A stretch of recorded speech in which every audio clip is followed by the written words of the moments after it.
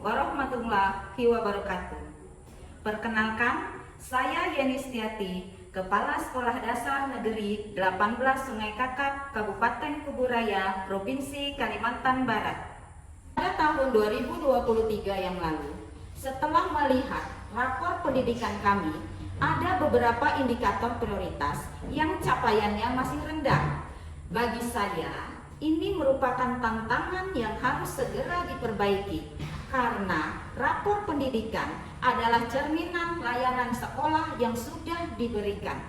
Saya mulai melakukan evaluasi dan refleksi terhadap semua kegiatan dan program yang sudah dilaksanakan selama ini. Kemudian, saya merasa perlu mengadakan pertemuan dengan semua guru dan tenaga administrasi di sekolah untuk mendiskusikan hal yang terjadi pada sekolah kami ini.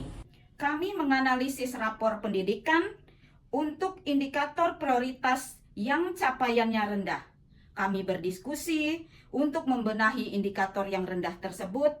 Dari hasil diskusi kami ditemukan solusi bahwa untuk peningkatan indikator prioritas yang rendah adalah melalui komunitas belajar. Guru merasa bahwa dalam komunitas belajar mereka bisa berkolaborasi. Hasil diskusi ini membuat saya berpikir kembali. Jika kepengurusan komunitas belajar masih sama, kemungkinan akan sama hasilnya dengan sebelumnya, tidak berdampak dan tidak berfungsi. Kegiatan pada komunitas belajar kami sebelumnya ini hanya pertemuan mengerjakan administrasi pembelajaran yang dilakukan oleh masing-masing guru tanpa adanya diskusi dan kolaborasi.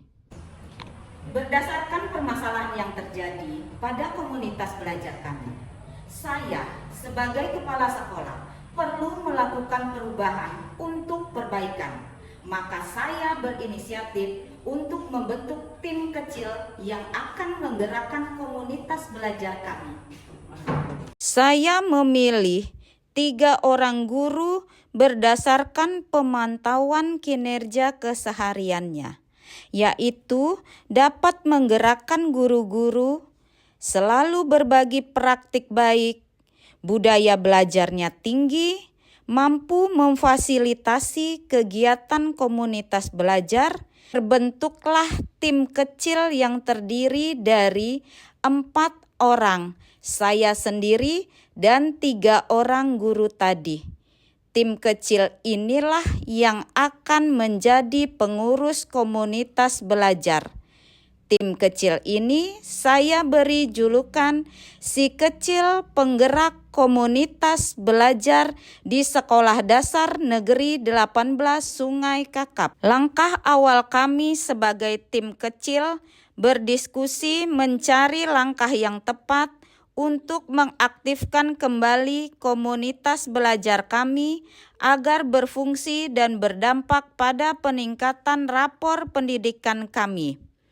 Hasil diskusi tim kecil, ada beberapa langkah yang harus dilakukan oleh komunitas belajar kami. Langkah pertama, mengadakan workshop optimalisasi komunitas belajar.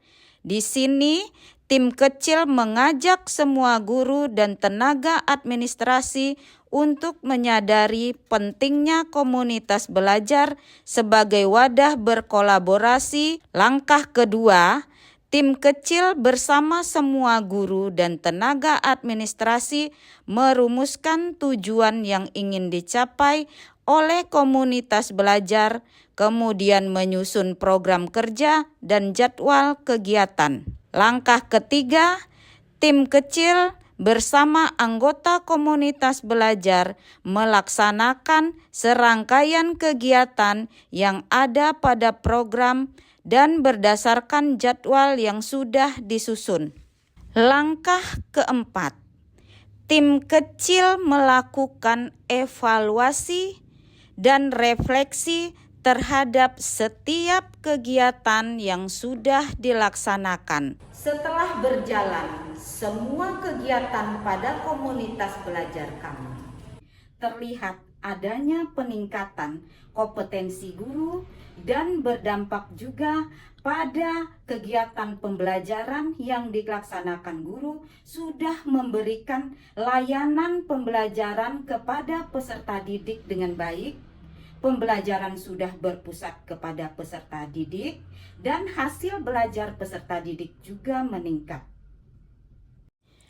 Yang paling mengembirakan bagi kami pada tahun ini adalah capaian rapor pendidikan kami di tahun 2024 mengalami peningkatan pada indikator prioritas. Ini bisa terwujud karena semua anggota komunitas belajar kami sudah tertanam budaya kolaborasi, saling membutuhkan untuk belajar, berbagi, dan berefleksi. Demikianlah cerita dari kami.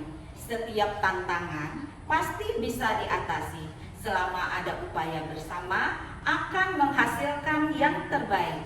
Terima kasih sudah menyimak cerita kami ini. Semoga bermanfaat dan menginspirasi semua kepala sekolah dan guru-guru hebat di Indonesia. Yang terpenting, tetap semangat berkolaborasi dan berinovasi.